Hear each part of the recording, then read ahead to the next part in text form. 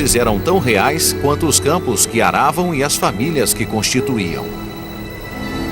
The number of little shrines that would be all around the city, the number of dedications to gods in big sanctuaries, really does speak to a pretty strong belief in them. Life was felt to be fairly precarious, and you needed to do everything you could to get whatever powers ruled the world on your side, to keep safe. Do nascimento até a morte e de estação a estação, cada fase da vida humana se entrelaçava com os deuses. Onipresentes como eram para os gregos antigos, os mesmos deuses nem sempre eram bem conceituados na Terra. Há 3.000 anos, a Grécia era uma colcha de retalhos de cidades-estado independentes, unidas por uma língua, cultura e comércio em comum. Mas enquanto divindades como Zeus, Prometeu e Deméter eram respeitados nas mais de 700 cidades-estado, cada cidade e vila tinha seu próprio deus. The landscape of Greece is just full of gods. Gods who might not even be heard of in the next village. Every little stream, every spring of fresh water, something you come to appreciate in the dusty Greek climate, has its own divinity. The hills divided up village from village and people from people. So each village was encouraged to have its own favorite gods and its own favorite heroes. And I think that, in terms of the natural layout of the land, was very important in the formation of myth and of their religion. Os deuses eram muitos, assim como suas funções. Hermes era o protetor dos rebanhos e criações de animais domesticados. Hera era a deusa do casamento e da maternidade. Eros prevalecia sobre as questões do amor. Hefesto era o deus do fogo e da metalurgia. Poseidon reinava sobre o mar. Havia Pan, parte humano, parte bode. Era reconhecido como o deus dos pastores. E havia Ártemis, protetora da natureza e dos jovens. Artemis is associated with young, blooming nature, with young animals. But Artemis is also associated with the initiation of young women. So there's a continuum in Greek thinking between what happens in the natural world and what happens in what we would identify as a very different human social sphere. To Greek mythological thinking, these are all part of the same phenomenon. And that's why Artemis can be the huntress, the one who's associated with the wild, but also the one who tames young girls. De todas as divindades que influenciavam a vida humana, Deméter era uma das mais importantes. Celebrada uma vez a cada 5 anos, era a deusa dos cereais e das colheitas. Greeks looked at and lived with their landscape for an awfully long time and developed stories by watching nature and by living with it. And the worship of a kind of earth goddess who protected the earth and saw to the welfare of the crops and withheld the crops if people didn't behave themselves. All of that was part of the Greek view of the cycle of nature. A relação entre homem e divindade não era simples. Mas apesar de não ser uma aliança fácil, apesar dos deuses serem poderosos e imortais, eles não estavam livres do questionamento humano. Os gregos antigos criticavam com frequência o comportamento imoral dos deuses.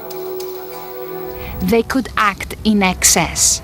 Each one had passions, had made mistakes, but the immortals had to respect their own boundaries. This is the main difference between gods and mortals. Gods could do anything they liked, do as they please. Mortals had to refrain from excess.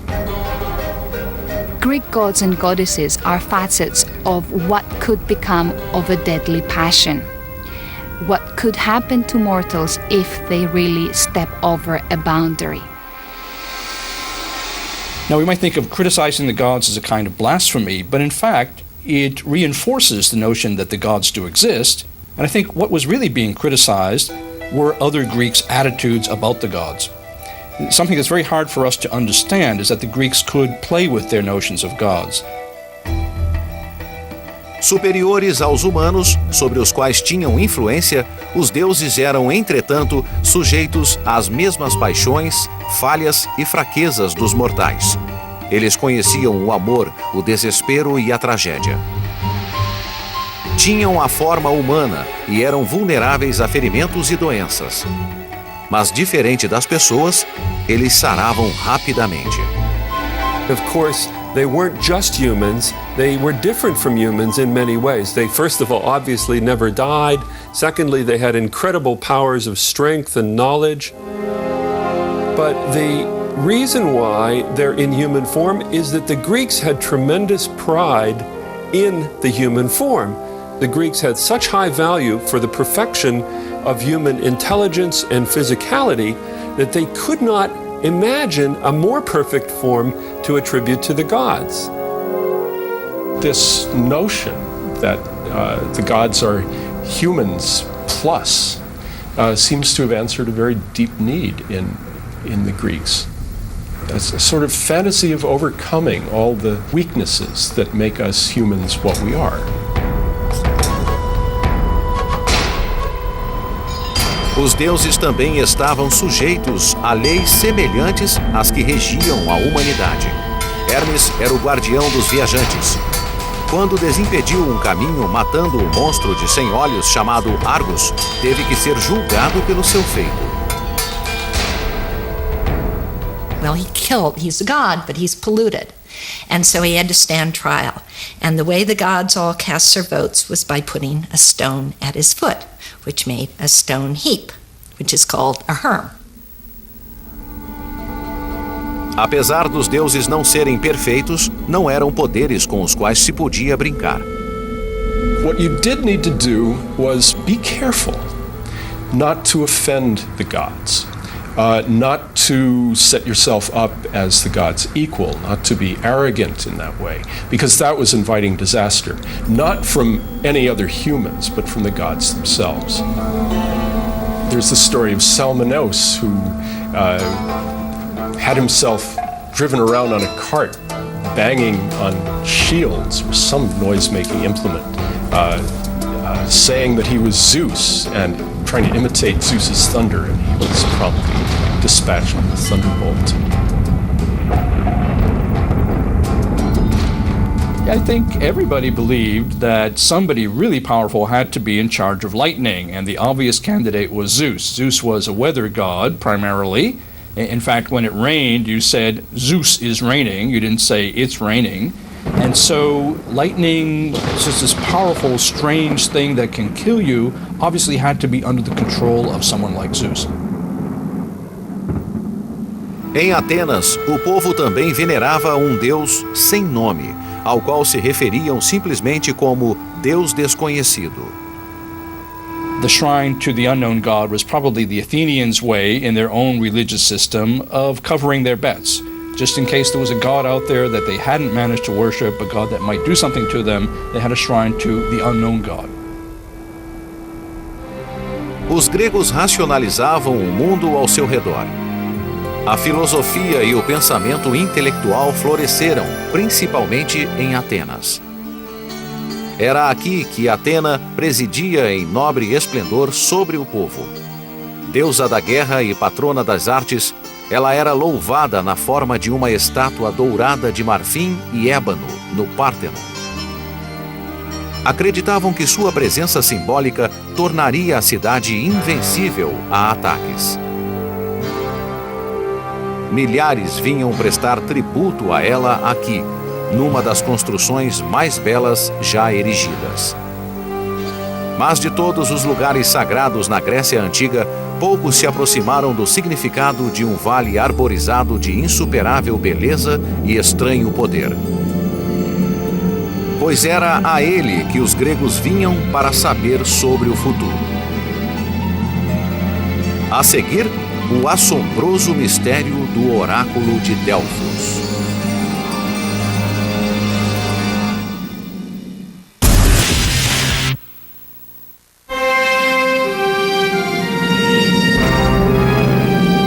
Esse é o Olimpo. Há 2.500 anos, uma estátua de 13 metros de altura ficava aqui. Ela era feita de ouro e marfim e era considerada uma das 7 maravilhas do mundo antigo. Dedicada a Zeus em louvor à sua onipotência, essa antiga maravilha presidia sobre o mais antigo evento esportivo organizado na Terra, os Jogos Olímpicos. Every 4 years, the Greeks from all over the Greek world and the islands and Italy would come to Olympia to celebrate this festival. Restrito unicamente aos homens, inclusive os espectadores, atletas nus competiam por uma coroa e pela glória sob um sol escaldante em 5 modalidades: salto em distância, arremesso de disco, arremesso de dardo, luta livre e corrida dos 100 metros. Apesar do objetivo dos Jogos ser a vitória, a intenção era prestar culto. According to one scholar, David Sansone, he believed that the athletic event is an expenditure of ritual energy for the gods. And in fact, one way of showing this is that what the athletes did was sweat. And they sweat and they had dirt on them and they had olive oil on them. And after they finished competing, they cleaned off the scum from their skin using a strigil. And they actually collected the scum from the athletes, which was thought to have magical properties. And in a sense, they were reaping the product of human energy and having this as a magical potion that the gods would honor. Assim eram as Olimpíadas. E desde então, em todo o mundo, vencer um evento olímpico é um feito sem comparações. When I had the luck to win the Olympic Games and come first, my country hadn't had a first place in any Olympics for over 50 years. All this was very exciting for a young person. You know, the idea that you get onto the podium, your achievement is honored only by a medal and nothing else. You hear the national anthem of your country, you see the Greek flag going up. These things remain in your mind. And I've often said that is the greatest feeling in my life, other than getting engaged to my wife. Outro lugar central para os gregos antigos era Delfos. Místico e misterioso, Delfos talvez seja mais conhecido como o lugar onde residia um famoso oráculo. Conhecido também como o Oráculo de Apolo, ele dava pistas para os que buscavam conhecer o futuro. The Oracle of Apollo was a priestess who was named the Pythia. People would come from all over the known world to seek the advice of this priestess for important questions, often affairs of state, political questions, and direction.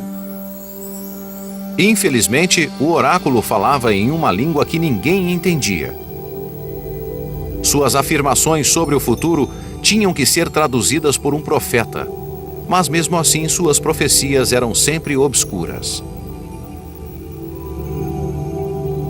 There's one famous ambiguous answer in which a great king asks the oracle, "Should I go to war?" And the oracle says, "If you go to war, you will destroy a great kingdom." And so the guy goes to war, and of course, his kingdom is the great one destroyed, and he should have read that the right way. The oracle always gives you a kind of question in return, a puzzle, an enigma that you have to answer.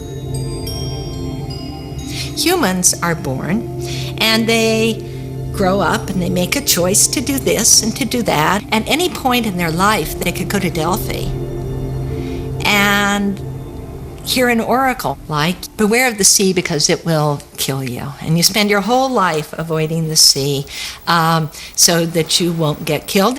Then one day you're in an aquarium and a tank bursts and you drowned in this seawater, in this saltwater aquarium, or something more sensible than that. Did fate